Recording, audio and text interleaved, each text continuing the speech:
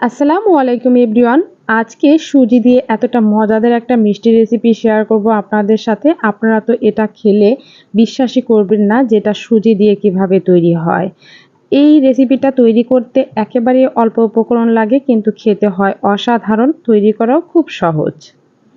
রেসিপিটা তৈরি করার জন্য প্রথমে 1 কাপ পরিমাণে লিকুইড দুধ নিলাম, আর এই দুধটা ভালো করে জাল করে নিতে হবে।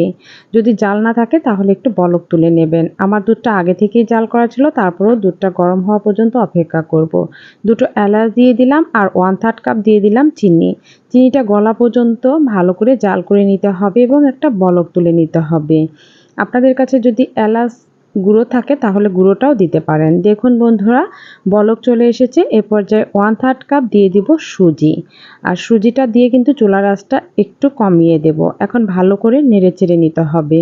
যদি চুলার আঁচটা বাড়তে থাকে তাহলে খুব দ্রুতই পানিটা শুকিয়ে যাবে বা দুধটা শুকিয়ে যাবে, দলা পাকিয়েও যেতে পারে। দিয়ে দিলাম 1 চামচ পরিমাণে লেবুর রস।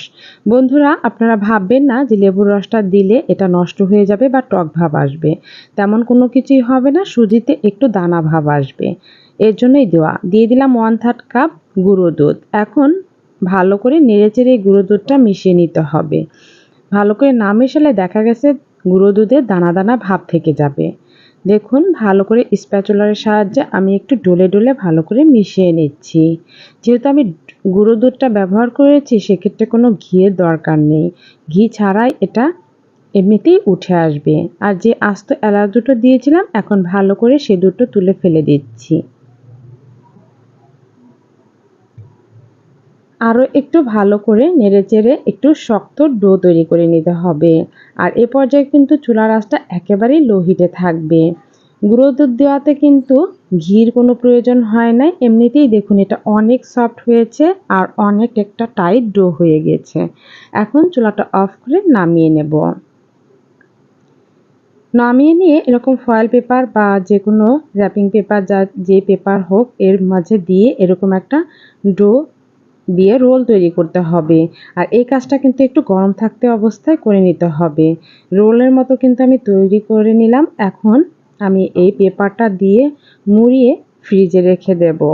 তার আগে আমি একটু বাদাম কুচি দিয়ে দিচ্ছি। আপনাদের কাছে যদি পেস্তা বাদাম থাকে তাহলে সেটা দিলে বেশি ভালো হবে, দেখতে খুব সুন্দর লাগবে। আমি কিন্তু এগুলো ডেকোরেশনের জন্য দিচ্ছি। আমি এখানে কাজু বাদাম কুচি করে কেটে এর গায়ে লাগিয়ে দিলাম। দেখতে অনেকটা ভালো লাগবে, খেতেও ভালো লাগবে। এখন এই পেপারটা ভালো করে দুই সাইডে মুড়িয়ে ফ্রিজে রেখে দিয়েছিলাম আমি 20 মিনিটের মতো।